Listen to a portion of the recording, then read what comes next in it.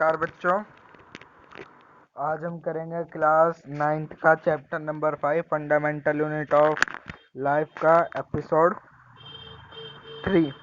Episode 2 और first हमने पहले ही अपलोड कर दिया है, ये एपिसोड 3 है। तो पहले एक बार मैं आपको रिवाइज करवा देता हूँ हमने इससे पहले क्या क्या पढ़ा है। तो हमने इससे पहले सबसे पहले हमने पढ़ा था सेल के डिस्कवरी के बारे में। उसके बाद हमने सेल थ्योरी पढ़ी थी, टाइप ऑफ ऑर्गेनिज्म पढ़े थे, टाइप ऑफ सेल्स पढ़े थे, प्रोकैरियोटिक यूकैरियोटिक, इसके बाद cell size, cell shapes, cells के बारे में हमने पूरा पढ़ा था। फिर हमने component of cell, cell membrane, diffusion, osmosis, isotonic, hypertonic और हाइपोटोनिक सॉल्यूशंस के बारे में हमने पढ़ा था। ये हमारा मेन मैंने बता दिया, और आपको डीप में पढ़ना है तो हम वहाँ पे हमारे एपिसोड 2 एंड फर्स्ट में जाके देख सकते हैं। एपिसोड 3 है, तो हम शुरू करते हैं। अब हमारे यहाँ का आज का पहला टॉपिक है सेल वॉल। अगर आपको हमारी वीडियो अच्छी लगे तो लाइक करना, शेयर करना एंड सब्सक्राइब जरूर करना। तो सबसे पहले हम पढ़ते हैं सेल वॉल। हमने अपनी पिछली क्लास में देखा था प्लाज्मा मेम्ब्रेन के बारे में। हमने पिछली क्लास में अपनी देखा था प्लाज्मा मेम्ब्रेन के बारे में, जिसे हम सिलेक्टिवली परमेबल मेम्ब्रेन भी कहते हैं। हमने उसके बारे में देखा था, और वो हमने देखा था ये प्लांट सेल में भी होती है और एनिमल सेल में भी होती है ना। तो अब हमें पढ़ना है सेल वॉल। सेल वॉल सिर्फ एक ही सेल में होती है, वो है प्लांट सेल में होती है हमारी सेल वॉल। ये आपको याद रखना है कि सेल वॉल कौन से प्लांट में होती है, और सॉरी कौन से सेल में होती है, तो प्लांट सेल में होती है। ये उसके आउटर मोस्ट कवरिंग होती है, ठीक है। इसके बाद है ये एनिमल सेल में एब्सेंट रहती है। ये तो हमें पता ही चल गया फर्स्ट पॉइंट से। जब ये प्लांट सेल में होते हैं तो एनिमल सेल में क्या होगी, ये एब्सेंट होगी। इसके बाद cell is rigid, strong, thick, porous and non living structure. Cell wall जो है वो rigid, strong, thick, porous and non living structure है। इसके कुछ खूबी आपको यहाँ पे बताइए। ये सेलुलोज और हेमी सेलुलोज से मिलकर बना होता है, ये भी लिखा है। और जो सेल वॉल होती है ना, उसके टू एडजेसेंट जो सेल होते हैं वो एक दूसरे की लेयर को ज्वाइन करके मिडल लेमिसेस बनाते हैं। ये आपका इतना इम्पोर्टेंट नहीं है अगर आप CBSE 9th में बैठने वाले, मगर आप हायर जो एग्ज़ाम होते हैं या कॉम्पिटिटिव जो एग्ज़ाम होते हैं उनके रूप से देखें तो इम्पोर्टेंट है। यहाँ पे हम आपको CBSE 9th के साथ साथ आपका इतना अच्छे से टॉपिक क्लियर करवा देते हैं कि आपको आगे भी किसी एग्ज़ाम में दिक्कत ना हो। तो जो उसे हम कहते हैं mirror lamellae and microscopic channel called plasmodesmata for transport. ये हमारा दे रखा है, ये मिडिल लेमिसेस है, ये प्लाज्मोडेटमाटा है, ये प्राइमरी वॉल है, ये सेकेंडरी वॉल है, और ये प्लाज्मा मेम्ब्रेन। प्लाज्मा मेम्ब्रेन हमने उस दिन पढ़ लिया था। फिर उसको बाद ये एक और सेकंड कवरिंग है, और ये प्राइमरी कवरिंग है, फर्स्ट कवरिंग। मिडिल लैमिना ये हमने ये पढ़ लिया यहाँ पे, और प्लाज्मोमेटा ये भी हमने पढ़ लिया। इनके फंक्शन आ सकते हैं, तो ये है इनका फंक्शन, ये रहा।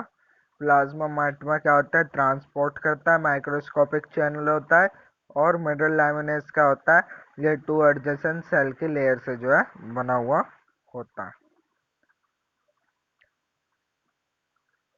इसके बाद हम आगे चलते हैं, तो आगे हमारा आ जाता है function of cell wall. Cell wall का फंक्शन, इसके यूज क्या क्या है, ये का यूज आती है, इसके फंक्शन क्या है। तो नंबर एक, ये जो है एक सेल को एक डेफिनाइट शेप देती है। डेफिनाइट शेप मतलब मान लीजिए ये एक सेल है हमारा, और ये जो है आउटर मोस्ट लेयर होती है प्लांट सेल की, है ना। और एनिमल सेल में जो है नहीं होती। तो ये क्या करती है, जो ये सेल होता है ना, इसे एक शेप दे देती है। अगर ये सर्कल के शेप में है तो सर्कल के शेप में ही रहेगा, ये चेंज नहीं होगा। ये इसका काम, ये होता है सेल वॉल का काम। दूसरा काम होता है, ये स्ट्रेंथ देती है हर एक सेल को बढ़ने की, स्ट्रेंथ देती है। इसके बाद ये जो परमेबल होती है, परमेबल हमने पता है वो जो है अंदर बाहर आने देती है गिने चुने चीजों को। जैसे ये है सेल हमारा, तो जो है परमेबल होती है, कुछ चीजों को अंदर जाने देती है और कुछ को ही बाहर आने देती है। इसके बाद है it's permeable around enter molecules of different size, हमने पढ़ लिया। It has characteristics to repair and regeneration. और ये जो सेल वॉल होती है, सेल वॉल जो है ये दोबारा रीजनरेट भी हो सकती है, रीजनरेशन भी हो सकता है इसका। और इस सेल वॉल का जो है ये रिपेयर भी हो सकती है। तो RE रिपेयर भी हो सकती है और रीजनरेशन भी हो सकता है। इसके बाद हमारा आता है न्यूक्लियस, जो कि सेल के बीच में पाया जाता है।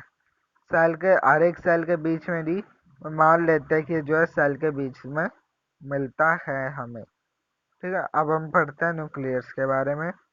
ये रहा, ये आपको न्यूक्लियस का व्यू दे रखा है। ये एक आपको सेल दे रखा है, प्लांट सेल है।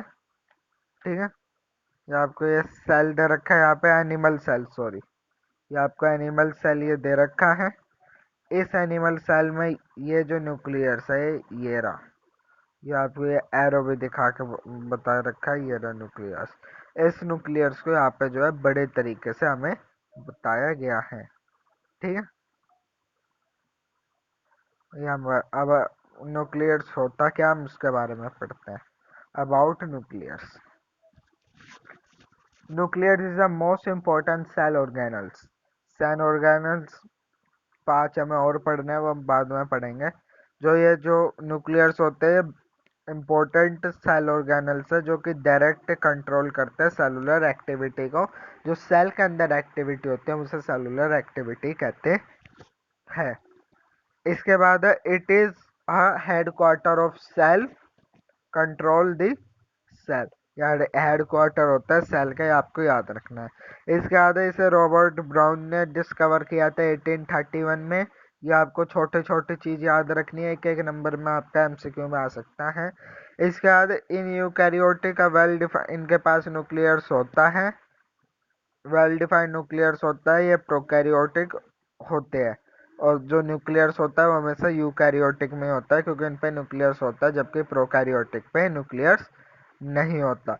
और प्रोकैरियोट जो है प्रिमिटिव न्यूक्लियस होता है, जिसे हम न्यूक्लियोइड भी कहते हैं। और ये जो है डबल लेयर की कवरिंग होती है, इसे हम न्यूक्लियर मेम्ब्रेन कहते हैं, जो इसे डबल लेयर करती है। जो इसे ये डबल लेयर कर रही है ना, एक और ये 2 बार, सॉरी, हाँ, ये बार, इसे हम क्या कहते हैं, न्यूक्लियस मेम्ब्रेन भी कहते हैं। इसका other nucleus membrane has pores which regulate the movement material out and in of the cell।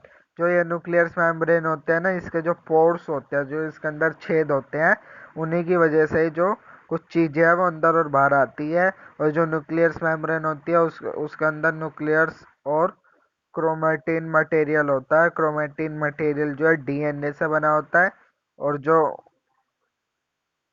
और जो प्रोटीन है वो अल्टीमेटली जो है कंडेंस हो जाता है in the form of chromosome. जो प्रोटीन है वो क्रोमोसोम बन जाता है।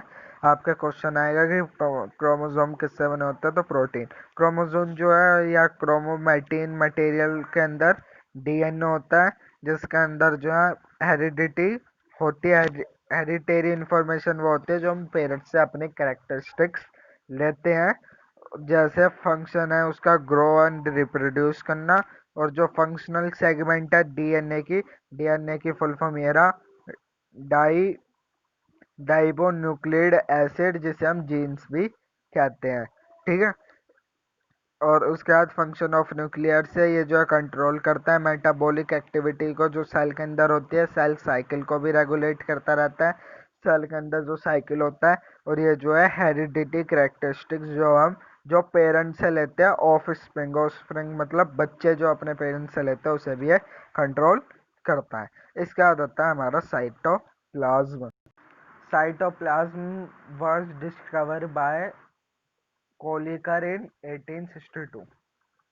आपको ये याद रखना है साइटोप्लाज्म को किसने डिस्कवर किया था। कुछ बच्चे कहेंगे सर यहाँ पर साइटोप्लाज्म की डेफिनेशन तो ये दे रखी, साइटोप्लाज्म की डेफिनेशन। साइटोप्लाज्म की डेफिनेशन है the liquid part which with the other organelle float.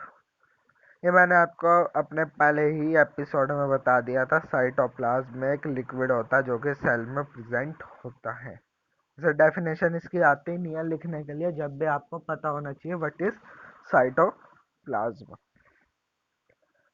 It is the site of port biosynthesis and कैप्लो पाथवे। यहाँ पे बायोसिंथेटिक और बायोलॉजिक पाथवे भी होता है। और हम जो है इसे टू पार्ट में डिवाइड करते हैं। टू पार्ट में नंबर फर्स्ट है क्रोस्टोल और नंबर सेकंड है सेल ऑर्गेनल्स। क्रोस्टोल का होता है जो कि एक्वस सोल्यूबल पार्ट होता है। एक्वस कहते हैं वाटर सोल्यूबल पार्ट जितने भी होते हैं, वो जो है फाइब्रस प्रोटीन होता है उनमें, जिसे हम साइटोस्केलेटन कहते हैं। इसके बाद सेल ऑर्गेनल्स जो है और ये साइटोस्केलेटन बनाते हैं। Cell organelles live in part होता है सेल का, जिसपे एक अपनी शेप होती है, डेफिनाइट शेप होती है, स्ट्रक्चर होता है, फंक्शन होता है प्लाज्मा मेम्ब्रेन का। ठीक है। सिंगल मेम्ब्रेन जो बाउंड ऑर्गेनल्स है वो lysosome, Golgi bodies, vacuole and प्रोजियम। इसके बाद डबल मेम्ब्रेन है माइटोकॉन्ड्रिया, प्लास्टिड और डीएनए। ठीक है। इसके बाद राइजोसोम, सेंट्रोसोम एंड माइक्रोट्यूबुलस जो non membrane bound cell organelles होते हैं।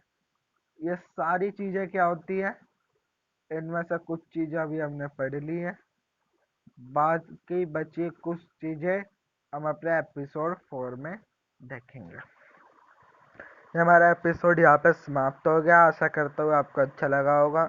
अच्छा लगा हो तो हमारे चैनल को लाइक करें, शेयर करें एंड सब्सक्राइब करें। एपिसोड 4 बड़ी जल्दी ही आने वाला है और उसमें आपको ये चैप्टर कंप्लीट कर दिया जाएगा। उसके बाद इसके इम्पोर्टेंट क्वेश्चन अपलोड होंगे और जो हमारे चैनल है इस पर पेपर के टाइम पे आपको इम्पोर्टेंट क्वेश्चन मिलेंगे जो कि आपके पेपर में आ सकते हैं। तो उन सब के नोटिफिकेशन के लिए आप हमारे चैनल को सब्सक्राइब कर दें। तो धन्यवाद। जय हिंद, जय भारत, जय माँ भारती।